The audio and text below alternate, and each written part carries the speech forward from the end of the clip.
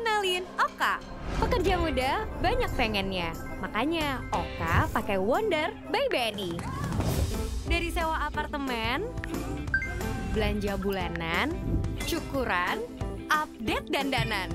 Udah ganteng, isi e-wallet dulu biar lancar ngedate di Indie Konser. Lanjut Japanese dinner. Jajan mulu, atur keuangan dulu. Abis itu, cek goals kamu. Wih, modal buka kafe kekumpul nih. Dapat keuntungan, invest deh. Wedding kapan? Ditanyain tuh. Aduh, Santai, tambah aja life goalsmu. Exciting kan? Next. Dari A sampai Z, jadiin maumu. Dengan banking app baru dari BNI.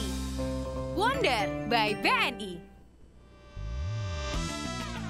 Definisi mapan itu berbeda untuk setiap orang. Ada mereka yang ingin terlihat mapan dan mereka yang memang peduli masa depan. Mereka yang hidup untuk hari ini dan mereka yang membangun masa tua sedari muda. Mereka yang pusing karena efek inflasi dan mereka yang santai berinvestasi. Aplikasi M-Stock hadir untuk mereka yang ingin jadi mapan. Perkuat kendali keuangan dengan produk investasi yang beragam. Dan pantau semua pergerakan dari satu aplikasi. Baik bagi pemula maupun pemain lama. Saatnya jadi mapan bersama M-Stock dari Mirai Asset. Download aplikasinya sekarang.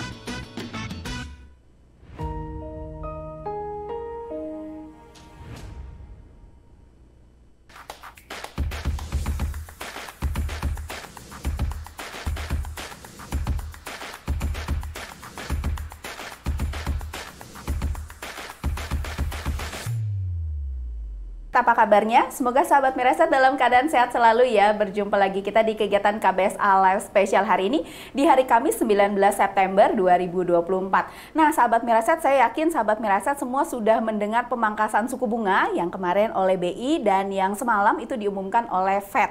Dan tentunya ini akan berdampak positif nih terhadap kinerja dari bank-bank besar gitu. Nah salah satunya yang akan kita ajak ngobrol sebentar lagi yaitu PT Bank Negara Indonesia Persero Tbk atau yang lebih familiar dengan sebutan Bank BNI. Dan sahabat Miraset, Bank BNI yang berdiri di tahun 1946 ini merupakan bank terbesar keempat di Indonesia dan perseroan juga memiliki banyak sekali jaringan di luar negeri. Dan untuk itu kita akan langsung ngobrol di sini dengan Bapak Yohan Setio selaku Head of Investor Relation dari PT Bank Negara Indonesia Persero Tbk atau dengan kode saham BBNI. Selamat siang Pak Yohan. Selamat siang Mbak Marta. Apa kabarnya? Baik. Wah, semoga dalam keadaan sehat selalu ya. Dan terima kasih sebelumnya Pak Yohan sudah menyempatkan waktunya untuk ngobrol di kegiatan KBSA Live Special ini. Dan sahabat Miraset, untuk sahabat Miraset yang ingin mengetahui nih bagaimana sih dampak penurunan suku bunga ke kinerja perbankan, kemudian juga ada peluncuran aplikasi baru kan dari BNI. Nah, ini nanti kita akan ngobrol lebih banyak, jadi pastikan untuk stay terus di kegiatan KBSA Live. Dan Pak Yohan, kita mau langsung ngobrol yang pertama tentang Wonder dulu nih, yang lagi hangat-hangatnya gitu ya dari perseroan sebelum nanti kita ngobrol lagi tentang suku bunga. Wonder ini diluncurkan di bulan Juli tahun ini ya, kurang lebih 3 bulan. Nah, so far kenapa sih perseroan ini mempertimbangkan untuk meluncurkan mobile aplikasi terbaru ini, Pak?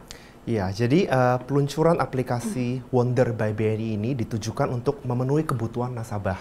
Kita lihat selama pandemik banyak sekali nasabah itu bertransisi melakukan transaksi tidak lagi di cabang, bahkan transaksi di ATM berkurang, lebih banyak ke mobile banking.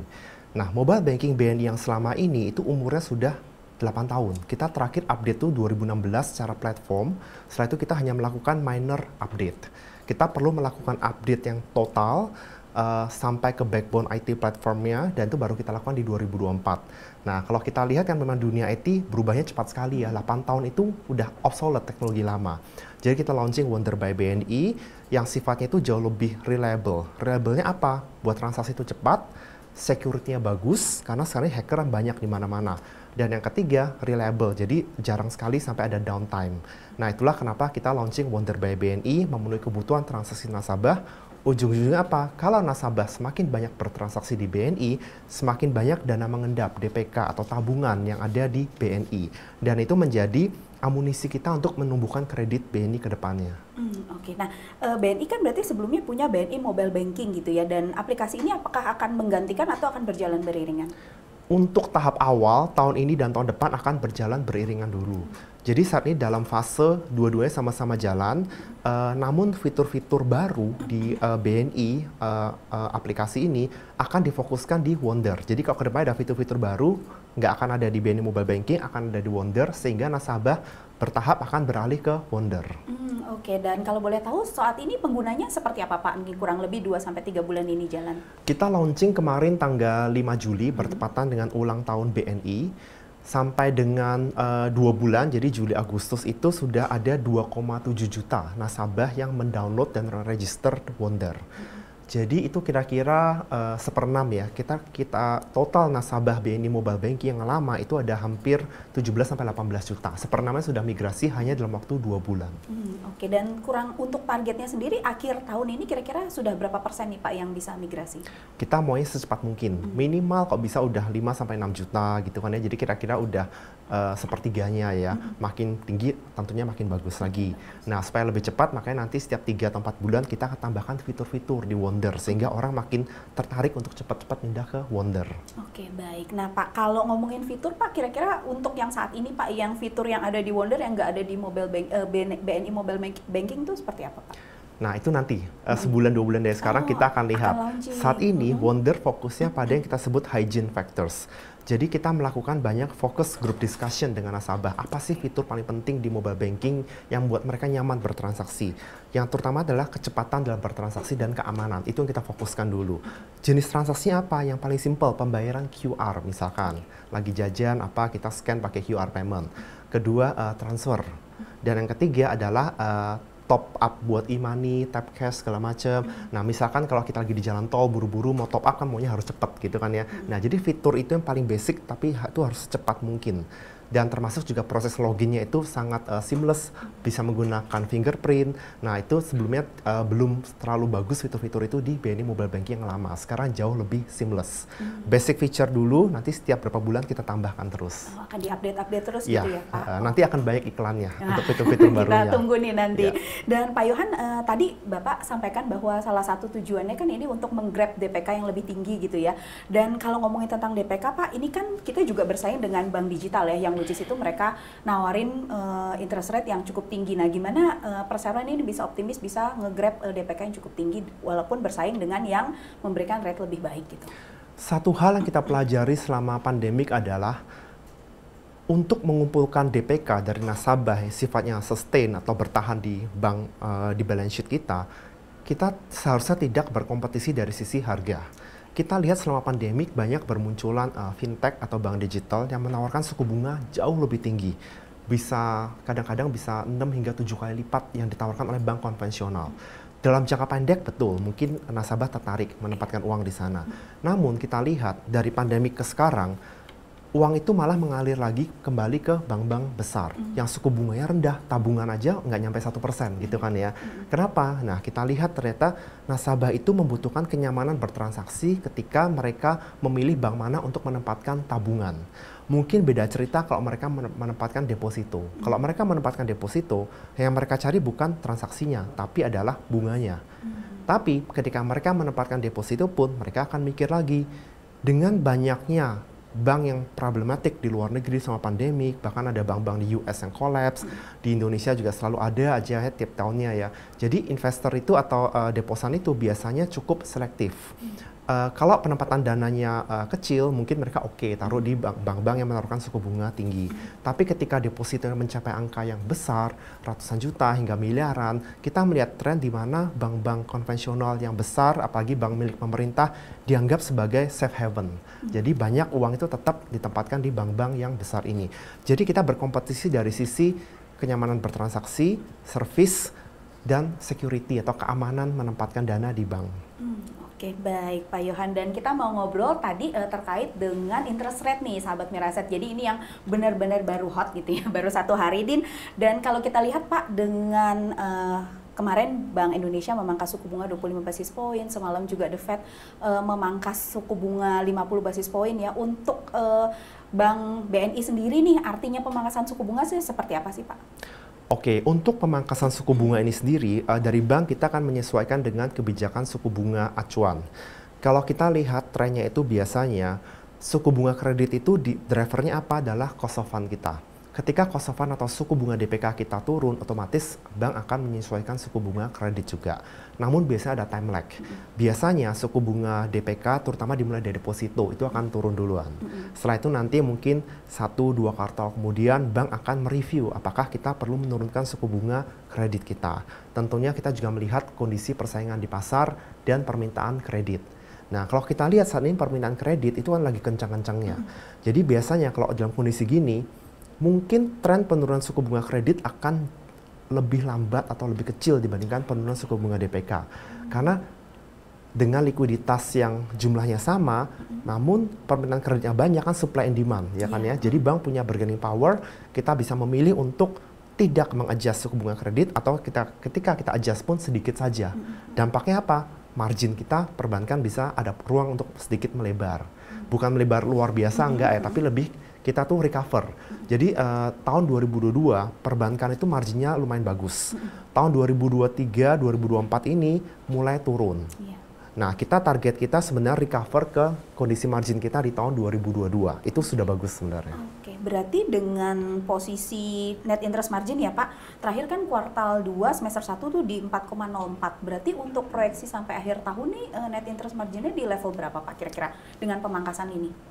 Kemarin waktu kita melakukan earnings call Q2 di bulan Agustus, kita mengumumkan bahwa kita merevisi guidance margin menjadi minimal 4,0. Dengan kata lain, berarti margin kita di second half atau semester 2 akan sedikit lebih baik dibandingkan semester 1. Nah, kita sudah rilis data bulan Juli di website di Bank Indonesia, menunjukkan margin kita bulan Juli aja sudah 4,2%. Jadi dari Januari, Juni flat 4,0, Juli loncat ke 4,2.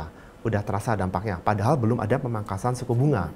Agustus, kita bisa spill dikit akan lebih baik lagi. Kenapa? Karena kita baru melakukan penyesuaian suku bunga kredit, terutama yang US dollar. Nah, itu ada dampaknya lagi. Jadi, tren margin kita di awal kuartal 3, Juli bagus, Agustus makin bagus, kemungkinan besar September makin bagus lagi. Nanti kita lihat sampai akhir tahun gimana. Tapi sepertinya tren margin ini lebih baik dibandingkan dengan ekspektasi internal kita. Oke, baik. Wah, berarti ini berita bagus nih untuk teman-teman sahabat Mireset yang lagi ngincar-ngincar saham perbankan atau yang lagi pegang saham perbankan ya. Berarti guidance-nya juga akan lebih baik ya Pak, kurang lebih nanti ya. Realisasi mungkin lebih baik dibanding guidance kalau kita lihat tren sejauh ini. Apalagi kemarin pemangkasan suku bunga BI ini kan to be honest, surprise. Kita sudah expect sebenarnya akan ada cut, tapi mungkin dekat akhir tahun. Ternyata kita kaget bahwa BI berani ahead of the curve. Sebelum ada Fed rate cut, mereka udah mulai duluan.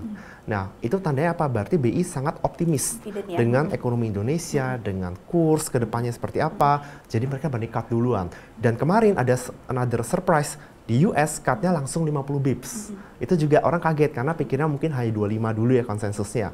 Jadi sekarang memang trennya adalah negara ini berlomba-lomba menurunkan suku bunga. Mungkin mereka melihat bahwa ini momen yang tepat apalagi di saat kondisi komoditas seperti oil price lagi rendah-rendahnya. Jadi bisa soft landing ekonomi ini.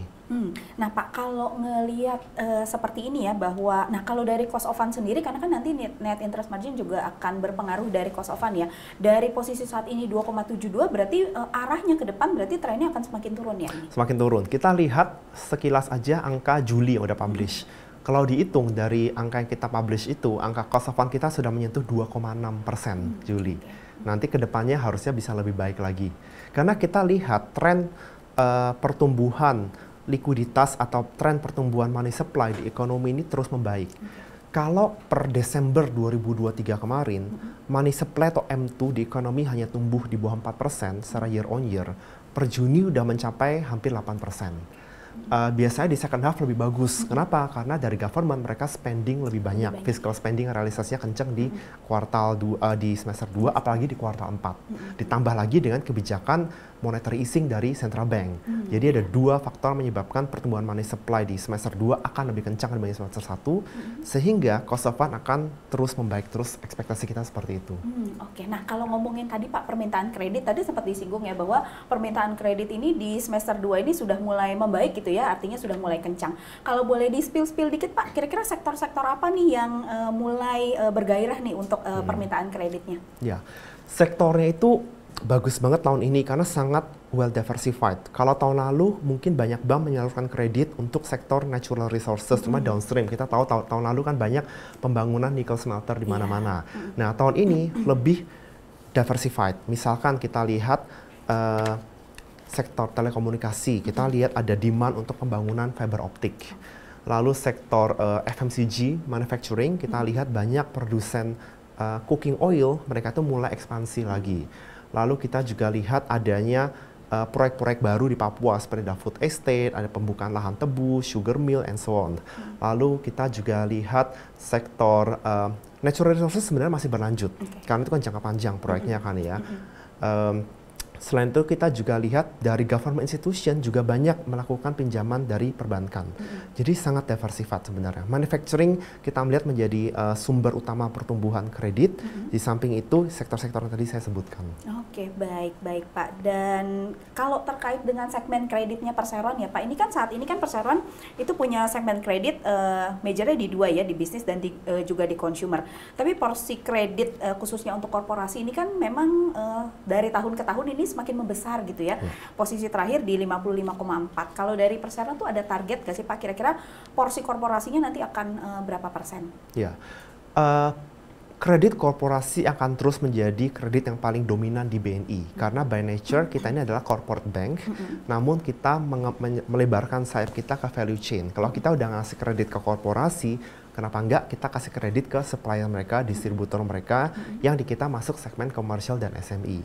Lalu kenapa enggak kalau nasabah korporasi sudah mengambil kredit dari BNI, biasanya pegawai mereka juga rekening gajinya di BNI dan menjadi nasabah retail banking, consumer banking BNI. Nanti ngambil KPR, ngambil kredit kendaraan bermotor, ngambil kartu kredit, ngambil KTA atau kredit tanpa agunan dari BNI juga. Tapi semua bermulai dari korporasi.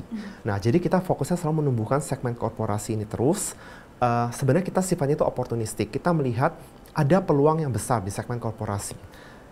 Korporasi itu membutuhkan lebih dari satu financial institution untuk mensupport mereka. Karena mereka harus prudent soal risk management, nggak bisa mengandalkan satu bank aja, kalau bisa 2-3 bank. Nah, kita lihat tren di Indonesia ini, bank-bank asing itu semakin berkurang dominasinya, kita lihat. Dibandingkan mungkin 10 atau 20 tahun lalu. Sekarang bank lokal yang justru lagi naik, market share-nya lagi meluas, kapabilitas kita juga di-upgrade semua. Nah, itu menyebabkan terjadi shifting preference nasabah korporasi dari bank asing ke bank lokal. Nah, itu membuka peluang. Makanya kita 3 tahun terakhir bisa tumbuh kencang sekali di korporasi dan nggak habis-habis. Bahkan Juni ini aja, kemarin kita sudah publish angka kredit korporasi kita tumbuhnya itu 19% year on year. Itu mungkin pertumbuhan yang paling kuat sejak pandemik sampai sekarang. Dan itu above our expectation juga. Kita juga kaget, mungkin karena efek pemilunya lancar, damai tentram, transisi pemerintahnya juga termasuk smooth. Jadi korporasi berani mulai pinjam kredit lagi. Tidak ada persaingan suku bunga yang terlalu kompetitif. Kita lihat bank cukup rasional. Karena size of the pie, demand-nya itu kenceng, melebar. Jadi bank punya ruang cukup untuk menggrab nasabahnya, mengembangkan bisnis tanpa harus price war yang berlebihan gitu. Jadi kita lihat kredit korporasi ini kredit yang sangat bagus karena demand-nya tumbuh dan bank itu tidak terlalu kompetitif dari sisi pricing, masih sangat rasional. Nah, itulah sebabnya kita melihat room-nya masih besar di korporasi. Kita rasa mungkin korporasi masih di kisaran 55, bahkan mungkin sedikit naik sampai dengan 60% di BNI ini. Nah, kalau untuk dari Perseroan sendiri itu ada sektor tertentu yang dituju atau sebenarnya secara umum itu bisa semua di-grab, Pak? Kita itu sebagai bank terbesar keempat di Indonesia dari sisi aset, yaitu bank yang sistemik sifatnya, kita harus prudent dari sisi diversifikasi sektor exposure kita.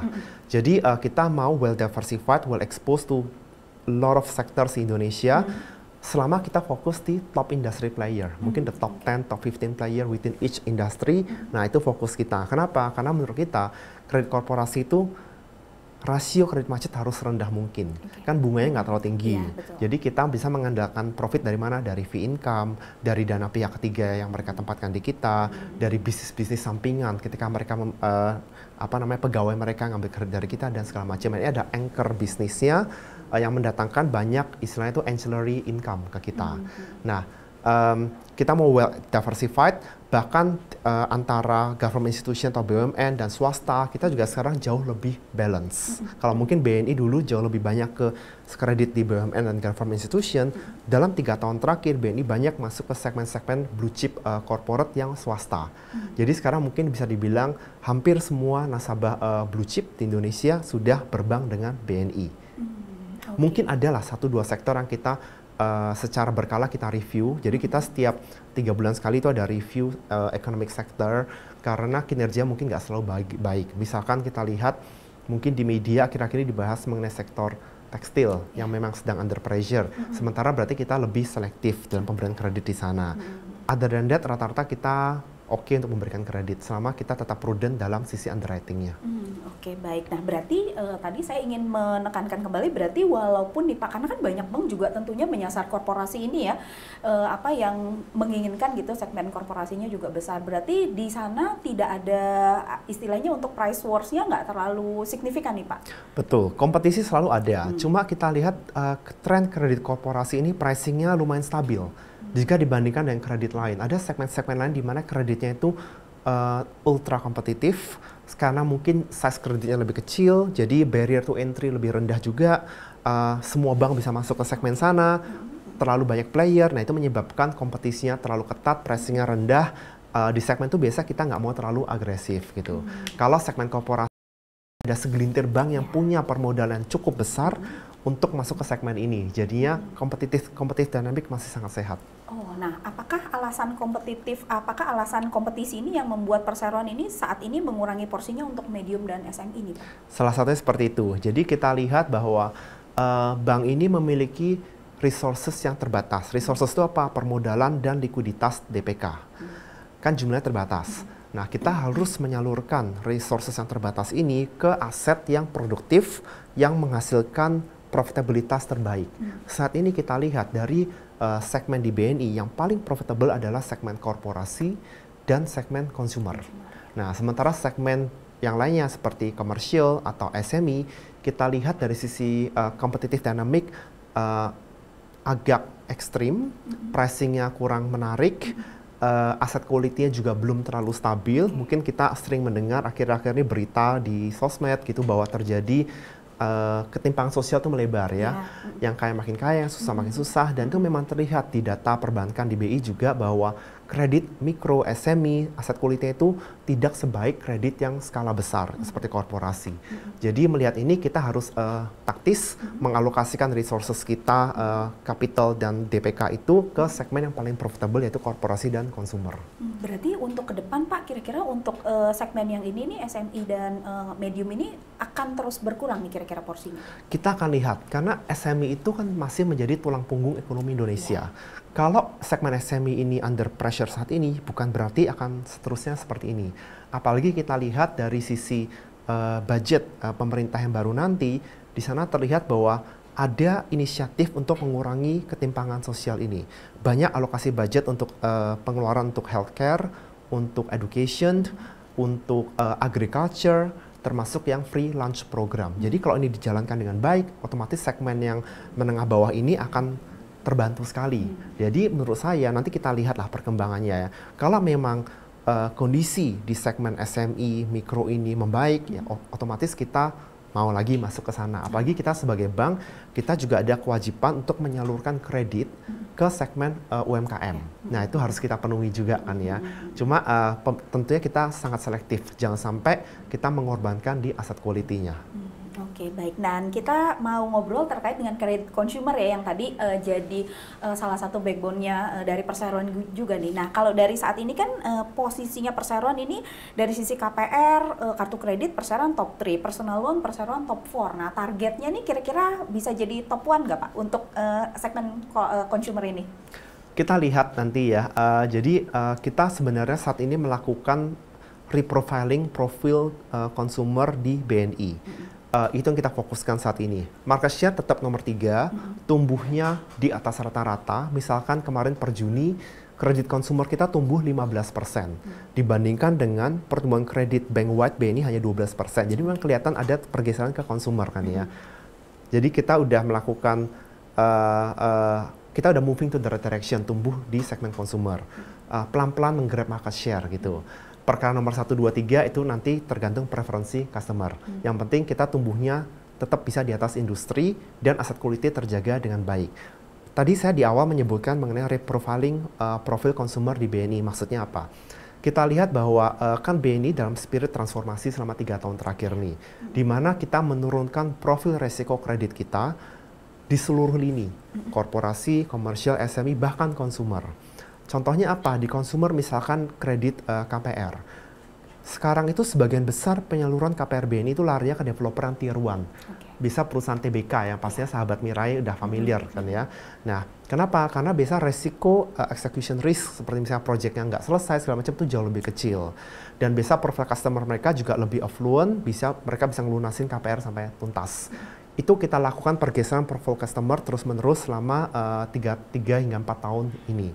Dan impact yang kita lihat di saat rame-rame berita bahwa segmen retail agak kesulitan dalam pembayaran kredit, kita lihat di BNI segmen consumer kita sangat stabil aset quality-nya. Karena 3 tahun terakhir kita sudah sangat selektif menggeser profil resiko nasabah kita. Kalau dari sisi persaingan untuk kredit consumer ini lebih tentu saja lebih ini ya Pak, lebih ketat berarti ya. Kalau persaingan kredit consumer dari dulu selalu kompetitif ya, kita lihat ya. Tapi sebenarnya bank itu nggak terlalu mencari profit di kredit consumer dari sisi kreditnya. Jadi kalau kita lihat kredit KPR, bunga kan paling promo bisa di bawah 5%, kadang 1-2 tahun pertama, lalu naik floating sekitar 10%. Sebenarnya bank itu profitnya tipis di sana, tipis sekali. Biasa bank itu profitnya apa dari kredit consumer, misalkan dari sisi fee income, karena kalau tiap kali akad kredit, biasa kan ada asuransi. Lalu nanti ada juga biasanya perilaku konsumer yang kita lihat, ketika mereka ngambil KPR atau kredit motor dari satu bank, biasanya rekening tabungan mereka pindah ke bank itu juga. Nah itulah kita strategi bank, kita menggrab transaksi mereka. Yang kita fokuskan adalah liability spread. Dari dana murah tabungan yang customer tempatkan di kita gunakan untuk memberikan kredit ke mereka juga. Jadi sebenarnya profitnya bukan datang dari aset spread atau dari suku bunga kredit, tapi lebih dari liability spread ketika customer memindahkan tabungan mereka ke bank. Oke, nah kalau terkait sama penurunan suku bunga Pak, sebenarnya kalau kredit consumer ini lebih sensitif nggak sih terhadap penurunan suku bunga? Mungkin tidak sensitif ya dibandingkan dengan segmen lainnya. Karena kredit consumer itu kalau kita lihat komposisinya, banyak komponen fixed rate-nya. Seperti KPR kan ya, beberapa tahun pertama biasa fixed rate baru floating. Kalau kita lihat dari komposisi segmen kredit di BNI berdasarkan sensitivitas dan penurunan suku bunga, yang sensitif itu hanya kira-kira seperempatnya. Seperempat dari kredit BNI kita sebut tuh floating rate. Itu ngikutin pergerakan suku bunga acuan. Lalu sekitar 1/5-nya itu kita sebut fixed rate, itu biasanya ada di kredit consumer. Dan beberapa mungkin KUR ya, kredit usaha rakyat. Karena bunganya udah diatur oleh pemerintah. Sisanya berarti kira-kira lebih dari setengah kredit BNI itu sifatnya managed rate. Managed rate ini artinya tidak ada mekanisme penyesuaian bunga mengikuti suku bunga acuan, namun penyesuaian suku bunga dilakukan secara manual, kebijakan discretion dari manajemen dengan memperhatikan faktor kompetisi di pasar. Nah, biasanya kredit yang sifatnya managed rate ini suku bunganya relatif sticky atau tidak terlalu volatile naik turun. Nah, ini tadi saya jelaskan di awal bahwa ketika terjadi penurunan suku bunga, kredit managed rate ini biasa lumayan sticky pricingnya, dan itu membantu NIM kita untuk melebar nantinya. Oke, baik. Terima kasih nih Pak Yohan, dan kita mau lanjut lagi, tapi kita mau break dulu sebentar Pak. Kita akan lanjut lagi untuk ngobrolin terkait dengan kinerja BNI yang juga nggak kalah menariknya. Dan sahabat Miraset, pastikan untuk stay terus di kegiatan KBSA Live Special. Kita akan kembali setelah jeda iklan berikut ini.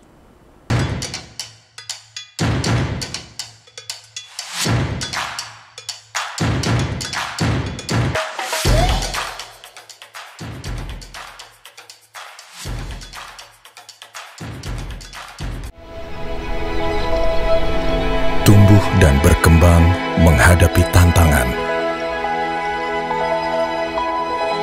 membutuhkan sinergi dan keberanian.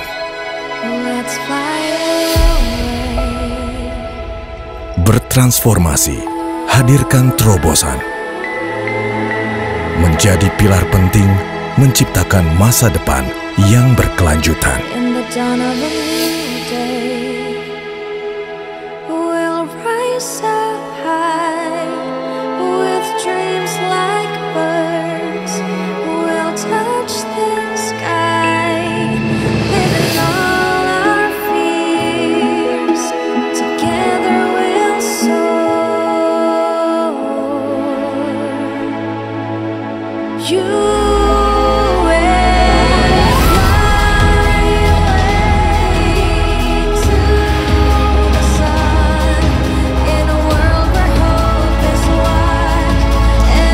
Menginspirasi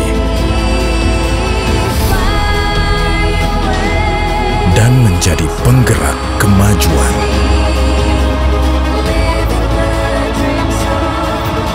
BNI, leading a wondrous nation.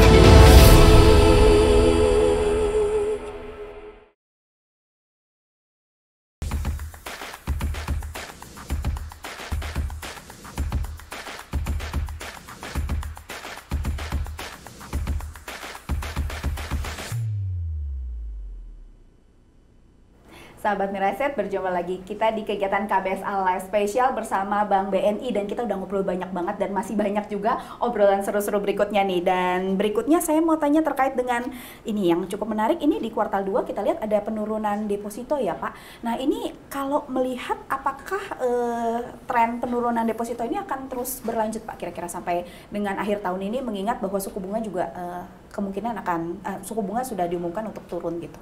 Ya, mungkin saya jelaskan sedikit kenapa terjadi penurunan nilai deposito di balance sheet BNI selama kuartal 2. Jadi kita lihat ada tren menarik dari sisi pertumbuhan DPK, terutama tabungan atau kita sebut dana murah. Tabungan itu untuk pertama kalinya sejak pandemik, kuartal 2 tahun ini itu pertumbuhannya di atas rata-rata, mengalahkan pertumbuhan giro dan deposito. Sementara kita punya strategi untuk meningkatkan rasio LDR atau loan to deposit ratio. Dengan kata lain, kita melakukan reprofiling profile DPK kita. DPK mahal yaitu deposito kita kurangin, kita lepas-lepasin karena kebetulan banyak DPK murah tabungan tuh tumbuh gitu. Nah, tujuannya apa? Supaya margin kita naik. Kan investor kan pengennya pasti bank harus profitnya lebih tebal. NIM harus naik. Ya, kita memenuhi keinginan investor. Nah, kita lihat memasuki di kuartal 3 dulu, Juli, Agustus, September. Tren ini masih berlanjut karena ternyata pertumbuhan money supply di sistem berdampak ke pertumbuhan tabungan yang semakin kuat di BNI, memberikan ruang lebih lebar buat kita untuk terus melepas deposito itu. Makanya kelihatan juga mungkin tercermin dari suku bunga deposito yang kita tawarkan ke nasabah.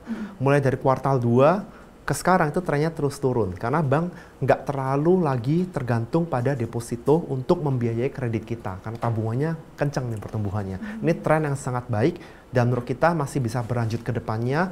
Nomor satu karena kebijakan monetary easing dari BI, dan kedua karena ekspektasi fiscal spending dari pemerintah akan makin digenjot. Oke, baik. Dan terkait dengan untuk target pertumbuhan kredit, Pak, tadi kan sudah sempat disinggung ya bahwa permintaannya cukup banyak. Untuk dari perseroan sendiri ada rencana untuk revisi naik lagi Pak untuk pertumbuhan kreditnya nggak kira-kira? Ya, kita baru saja revisi naik pertumbuhan kreditnya. Awal tahun ya, kita expect tahun ini pertumbuhan kredit kita hanya 9-11%. Lihat sampai bulan Juni, ternyata di Q2 ada lonjakan permintaan kredit setelah pemilu yang damai tentram itu lancar, sehingga kredit kita per Juni tumbuh kan 12%, udah di atas guidance kita yang awal. Jadi kita revisi naik dari 9 ke 11, naik 1 percentage point, sekarang 10 sampai 12. Kita konservatif ya revisinya bertahap gitu kan ya, sambil nanti kita lihat kontinuitas ke depannya.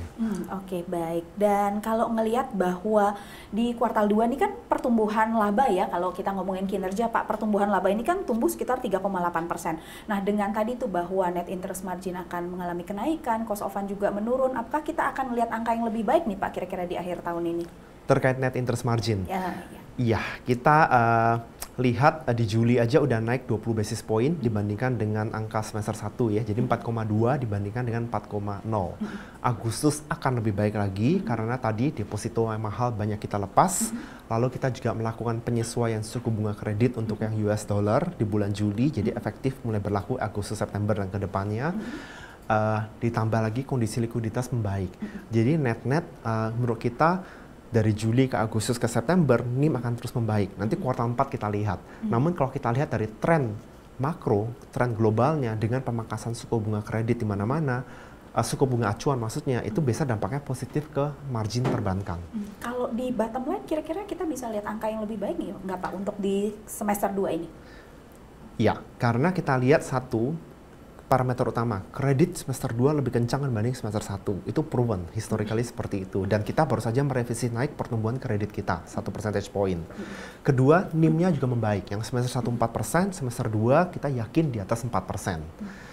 Ketiga, kalau kita lihat dari aset quality kita, itu cenderung stabil membaik. Jadinya menurut kita tidak akan ada surprise dari sisi new NPL di BNI. Jadinya mungkin biaya provisi kita bisa maintain flat terus sama-sama dengan semester 1. Oh ya, tadi sedikit penambahkan. Selain merevisi naik pertumbuhan kredit, kita juga merevisi turun biaya provisi kita. Tadinya kita biaya provisi atau kita sebut COC, credit cost, itu 1,4% dari total kredit. Sekarang kita turunkan hanya 1%. Ini menunjukkan bahwa manajemen BNI sangat confident dengan tren perbaikan quality di kredit kita yang terus berjalan selama 3 tahun terakhir ini. Dan menurut kita ini akan terus berlanjut ke depannya. Jadi menurut kita semester 2 profitabilitas akan lebih baik dibandingkan dengan semester 1. Sebenarnya udah reflect juga dari sisi konsensus profit estimate ya. Full year-nya itu merefleksikan semester 2 akan lebih tinggi dengan dibanding semester 1. Cost of credit 1% ini mungkin jadi level yang terendah ya Pak? Yang akan termasuk yang paling rendah gitu ya. Nah, untuk bedanya, betul, kita sebelum pandemik sebenarnya pernah sekali menyentuh level 1%, tapi nggak bertahan lama gitu. Nah, itulah yang menjadi spirit dari transformasi BNI selama 3 tahun terakhir. Kita ingin memperbaiki struktur bisnis BNI secara sustainable, langgeng. Jadi, kalau ada improvement tuh harus lanjut terus. Kita nggak pengen BNI ini profitabilitasnya hanya tergantung aspek makro. Nanti kan jadi volatile kayak yoyo. Kadang ekonomi bagus, ekonomi jelek. Investor pasti nggak suka beli saham BNI, pengennya tidur nyenyak, tenang, dapat dividen, naik terus ya kan ya. Kita maunya seperti itu kan ya. Karena bagaimanapun kita sebagai perusahaan TBK, tujuan perusahaan adalah mengoptimalkan shareholder return. Jadi kita tahu investor maunya apa. Bank yang memiliki visibilitas laba yang jelas akan terus tumbuh bertahap, tidak ada kagetan yang negatif. Karena itu kita menurunkan profil risiko BNI. Tadi kita jelaskan di awal, di segmen korporasi kita pindah ke segmen yang blue chip. Kita lebih diversifikasi antara sektor BUMN dan non-BUMN. Lalu secara sektor ekonomi juga, di kredit konsumer juga kita melakukan reprofiling profil risiko di nasabah konsumer kita. Net-net kita lihat, kredit cost itu ternyata terus membaik. Sejak pandemik sampai sekarang, jadi udah 4 tahun berjalan, kita tidak pernah mengecewakan investor dari sisi aset quality. Trennya selalu membaik terus. Menurut kita 1% merupakan level yang ideal untuk credit cost. Kenapa? Kalau kita running below 1%, mungkin kita harus berpikir mungkin jangan-jangan kita tidak cukup risk taker. Nah, ya karena mungkin kita terlalu play safe gitu kan, nggak bagus juga. Tapi kalau kita di atas 1%, wah ini kok kayaknya menyalahi misi kita. Nah, jadi menurut kita mau maintain 1% credit cost-nya across the economic cycle. Mungkin ada deviasi dikit-dikit lah, 0,9, 1,1, tapi in the long run kita mau 1% terus. Stabil di sana gitu ya? Yes. Oke Pak, nah karena kita udah nggak lama lagi, 3,5 bulan lagi udah di akhir tahun, mungkin kita sedikit ngomongin tentang 2025 gitu ya Pak. Ekspektasi untuk pertumbuhan kredit di 2025 kira-kira seperti apa Pak? Saat ini kita melihat lebih banyak katalis positif dibanding negatif. Katalis positifnya apa? Kita lihat pertama, kemarin setelah pemilu, kredit korporasi mendadak kenceng. Dan itu masuknya dari sisi KI, kredit investasi. Jadi perusahaan itu investasi membangun pabrik, beli equipment segala macam. Padahal kita tahu uncertainty masih ada, orang masih penasaran nanti siapa menterinya, kebijakan pemerintah seperti apa. Masih ada uncertainty, orang udah berani investasi. Apalagi nanti kan dalam waktu sebulan ke depan kita lebih jelas ya siapa menterinya, kebijakannya gimana. Ada peluang bahwa kredit korporasi semakin kencang di tahun depan. Kedua, kita lihat masih di segmen korporasi. Biasanya korporasi itu ketika mereka mencari pendanaan sumbernya dua, mau kredit dari bank atau penerbitan obligasi. Nah, kita lihat trennya ini kalau kita sebagai korporasi ya, kita terbitkan obligasi, biasanya kan fixed rate. Kita tahu tren suku bunga akan turun. Ngapain perusahaan itu ngelok di suku bunga yang tinggi? Mendingan ambil kredit bank aja. Anyway, biasanya suku bunga floating atau managed rate kan ya. Jadi mungkin ada shifting dari bond market ke bank loan.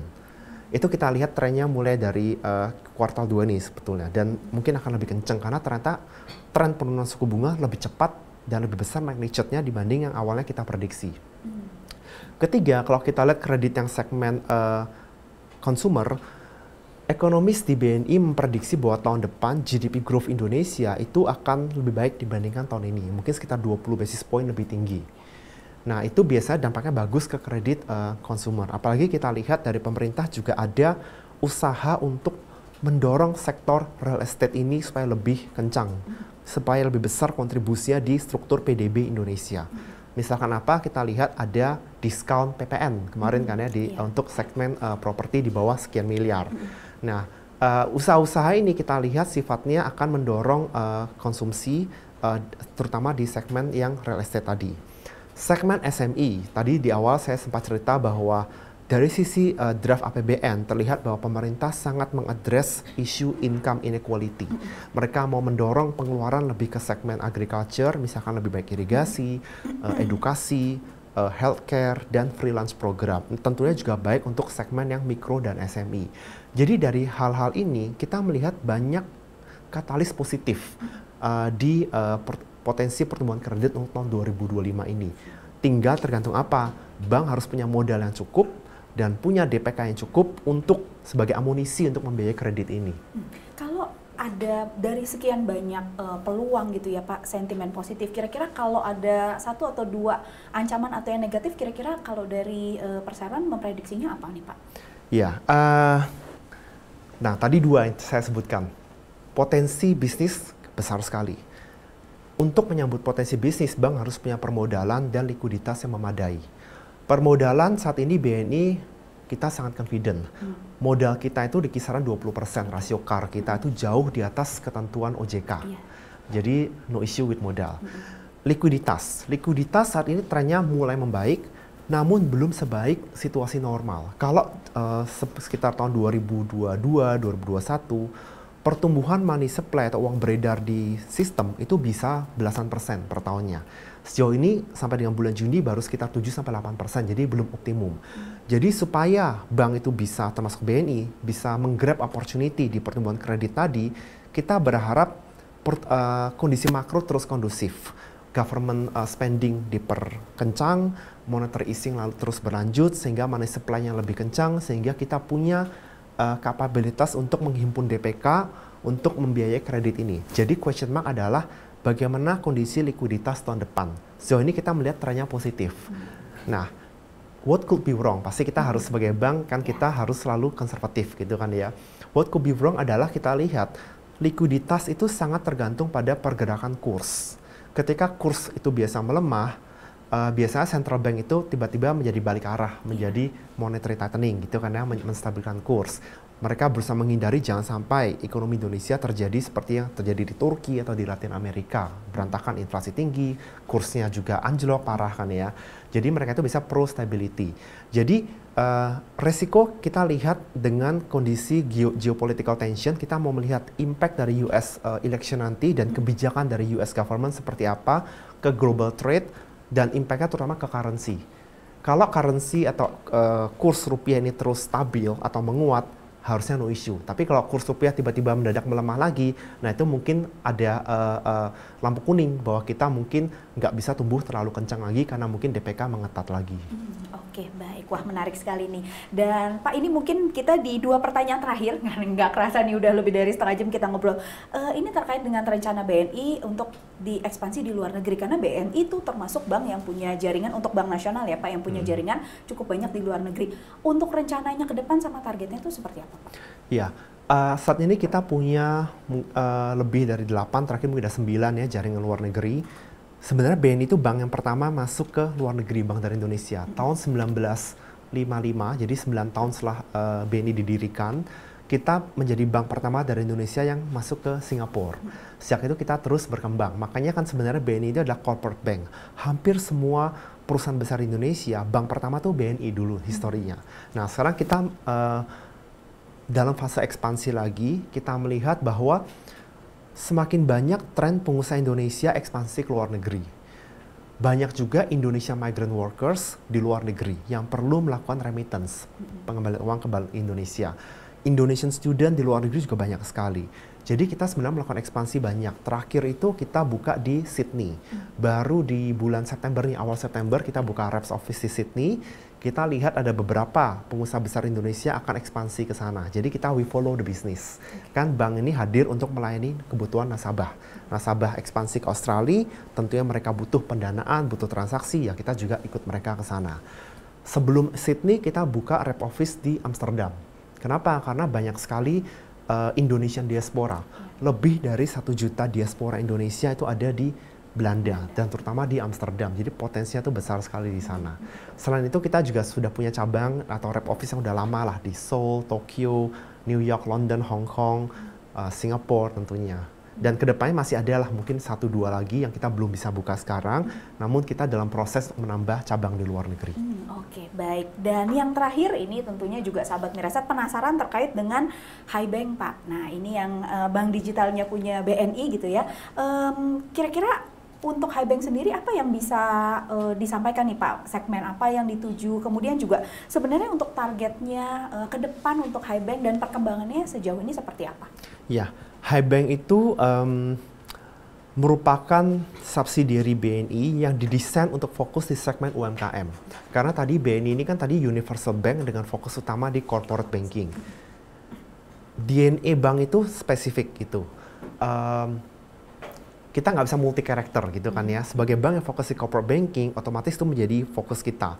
Kalau kita mau kuat di segmen UMKM, kita perlu satu entity khusus di segmen UMKM yang mindset pegawainya juga nanti fokusnya segmen UMKM. Karena how to run the business in UMKM itu beda sekali dengan di corporate banking.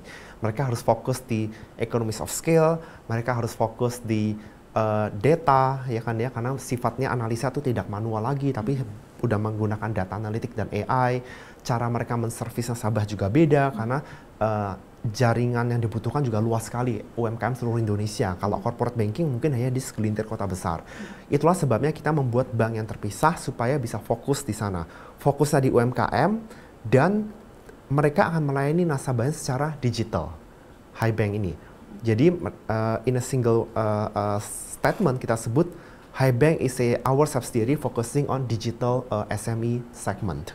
Nah, sejauh ini HiBank sudah menunjukkan kinerja yang positif menurut kita. Kreditnya itu tumbuh dibandingkan tahun lalu tuh hampir 30%. Kencang sekali. Tadi BNI kan tumbuh 12% ya, mereka 2,5 kali lipat 30%. DPK mereka tumbuhnya 43,7%. Jadi mereka memang mulai dari low base, tapi pertumbuhan itu luar biasa. Kreditnya saat ini udah mencapai angka hampir 10 triliun. Aset quality-nya bagus karena kita udah memberikan mandat ke HiBank bahwa mereka harus mengedepankan aset quality itu hygiene factors gitu. Nah, dari sisi laba, nah ini menariknya kita lihat banyak bank-bank yang bermunculan waktu pandemik itu fokusnya hanya di top line growth. Yang penting revenue kenceng, jumlah user, jumlah nasabah naik gitu kan ya. Tapi belum tentu translate ke bottom line profit. Nah, kalau di HiBank kita harus balance. Top line tumbuh, tapi bottom line nggak boleh berantakan.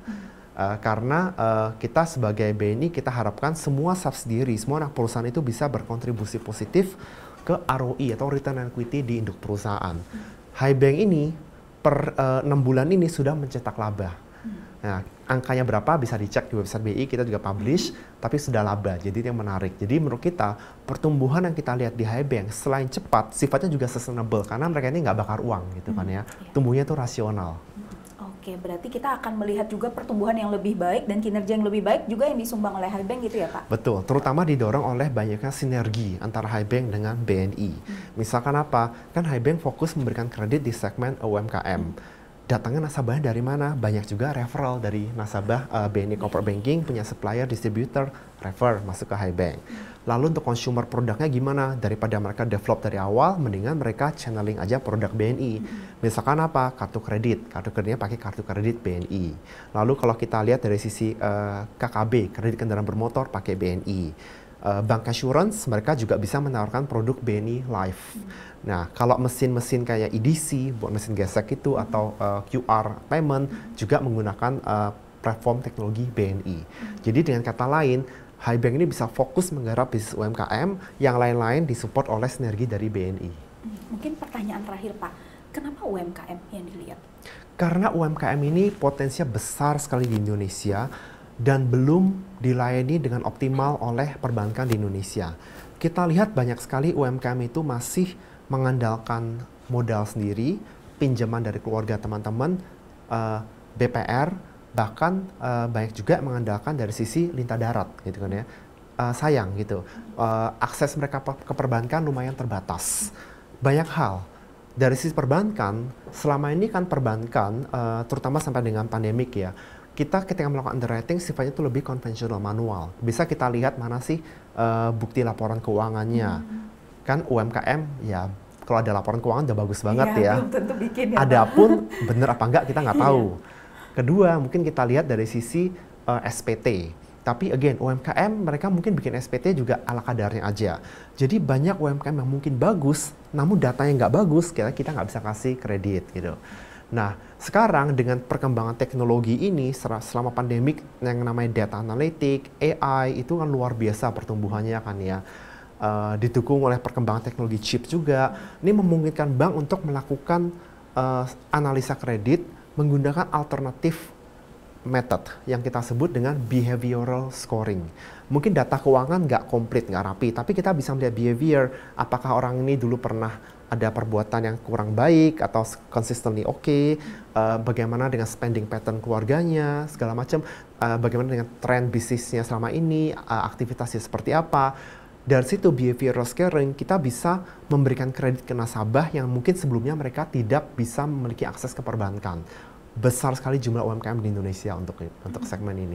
Wah, baik. Terima kasih banyak. Wah, tadi banyak sekali insight yang disampaikan oleh Pak Yohan. Dan sahabat Mireset, sebelum mengakhiri kegiatan ini, kita ingin ini juga nih tanya juga untuk terkait untuk closing statement Pak, untuk nasabah ataupun calon untuk investor ataupun calon investor BNI yang sedang menyaksikan kegiatan ini. Silakan Pak. Ya, baik. Jadi kalau kita lihat BNI ini memang kan berdiri tahun 1946, jadi usia kita tuh udah hampir 80 tahun gitu kan ya. Cuma di internal kita menganggap BNI sebagai masih balita. Kita baru transformasi tahun 2020 ketika pandemik, jadi kita baru usia 4 tahunan kan ya. Transformasinya apa? Kita ingin menjadi bank yang ROI atau profitabilitas kita itu unggul. Kita ROI kita saat ini hanya 15%. Dulu waktu pandemik hanya 3%-an. Kita mau naik ke 20% 4 tahun dari sekarang. Dan apa yang paling menarik, kenaikan di ROI itu harus sustainable. Kita nggak mau ROI naik lalu drop lagi. Untuk naikin ROI ini secara sustainable, berarti BNI harus melakukan transformasi menyeluruh. Selama 3 tahun terakhir, kita sudah berhasil melakukan transformasi di sisi aset. Kredit kita jauh lebih sehat. Jarang dengar ada kredit macet skala besar di BNI. Kalau iya pun udah nggak kagetan. Kita udah bisa tahu identifikasi di awal, kita restro, kita build provision atau pencadangan mencukupi. Makanya 3 tahun terakhir tidak pernah ada kagetan di rasio NPL-nya BNI. Nah, 4 tahun ke depan, BNI akan fokus di penguatan sisi liabilitas, funding franchise. Kita ingin nasabah makin banyak bertransaksi di BNI, kita dapat DPK sebagai amunisi untuk menumbuhkan kredit kita. Caranya gimana? Juli kita udah launching Wonder yang saya pakai kaosnya ini. Nanti berapa bulan lagi kita launching cash management platform untuk nasabah wholesale untuk mendatangkan giro lebih banyak. Dan terakhir kita juga melakukan transformasi jaringan di mana cabang kita seluruh Indonesia yang jumlah lebih dari 1.700 akan berubah fungsi. Yang tadinya mereka kebanyakan CS dan teller, nanti akan berubah menjadi sales. Jadi semua orang bergerak bersama, jualan produk BNI, mendatangkan banyak DPK, menumbuhkan kredit, ujungnya apa? NIM naik, kredit naik, ROI naik, dan saham juga naik. Terakhir, saya cuma kilas balik, 2021, 22, 23, 24. Consistently saham BNI itu top performers di JCI. Kalau di banking sector, consistently top 3 terus dari sisi capital gain. Selain itu, dividen kita juga terus naik. Dulu dividen payout kita hanya 25%, naik, lalu sekarang udah 50% stabil. Nah, kalau saya lihat data 2021 hingga 2024, total shareholder return kumulatif itu kalau anggap sahabat Mirai beli saham BNI di awal 2021, pegang hingga sekarang, itu udah 120% gain, more than double. Itu merefleksikan komitmen dari manajemen BNI untuk memberikan value terhadap shareholder secara berkesinambungan. Baik, wah terima kasih banyak Pak Yohan untuk penjelasan-penjelasannya, untuk insight-insightnya juga yang menarik. Sukses untuk rencana-rencana BNI, kita tunggu performance-nya yang terus membaik gitu ya Pak. Dan sahabat Miraset, terima kasih juga sudah menyaksikan kegiatan KBSA Live Special ini hingga selesai. Semoga yang tadi disampaikan, yang kita obrolkan ini bisa menjadi tambahan wawasan, bisa menjadi bahan pertimbangan investasi juga untuk sahabat Miraset. Dan kita ketemu lagi di lain kesempatan. Akhir kata, sehat selalu untuk sahabat Miraset.